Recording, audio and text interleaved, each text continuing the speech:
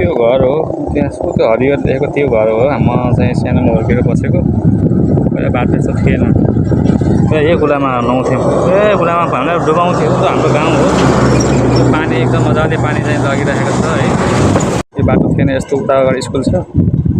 यस्तो बाटो पनि पहिला थिएन यहाँ त पुरा हामी कुराकुरा नुहाउने खेल्ने माछा मार्ने गर्थ्यौँ त्यहाँ घर थियो पहिला यहाँ घर चाहिँ छैन उता सरेर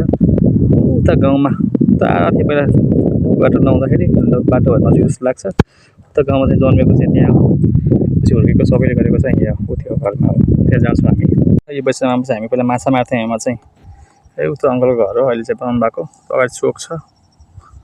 चोक भइसकेपछि यो गाउँ हो यो गाउँबाट टक्क बाटो चाहिँ पुरै बनेको छ पिच पहिला पिच थिएन बाटो धेरै बनिसकेपछि अब गाउँ चाहिँ उतै गाउँ चाहिँ पुरै दिन आउँदाखेरि पछि आउँदाखेरि देखाउँदाखेरि है मौसम चाहिँ यस्तो अर्को सुनौलो छ क्या आजको मौसम यस्तो यस्तो छ मौसम आजको घाम चाहिँ आउनु सुरु यहाँ केही पनि थिएन यो अङ्कलले पछि चाहिँ अब आफ्नो ठाउँ छोड्नु हुन्न भनेर राख्नु भएको हो अब यसमा चाहिँ पछि आउनुपर्छ भन्ने कुरा छ यो बारीहरू चाहिँ अब त्यहाँ पहिला उताबाट बाटो थियो यता थिएन अनि यो अगाडि उभिएको भाइ चाहिँ सानोमा हामी हुँदाखेरि कुलामा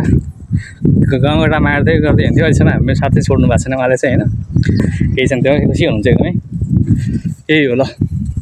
यो बारी हो आमालाई पहिला यहाँ हामीले लगाउने खेतहरू धान सबै यो सानोमा हुर्काएको है सानो सानो थियो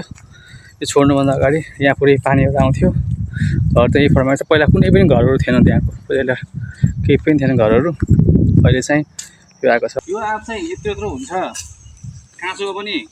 अमिलो हुँदैन पुरै गोली नरिवल आँप जस्तो छ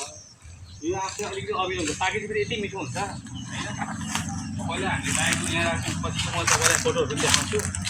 बाइकहरू चाहिँ यहाँ राख्थ्यौँ यो ठाउँहरू माटो रोपिन्छौँ बाइक राख्ने अब आफ्नो सबै भान्सा त्यही थियो यो चाहिँ आमाहरू अस्ति खँडेर हो है यो चाहिँ ठुलो जाग्नु खँडेर भनेको चाहिँ जामुन यति धेरै फलेको छ ल त्यो पहिला भिडियो पनि मैले देखाएको थिएँ नि होइन कति सानो थियो तपाईँलाई है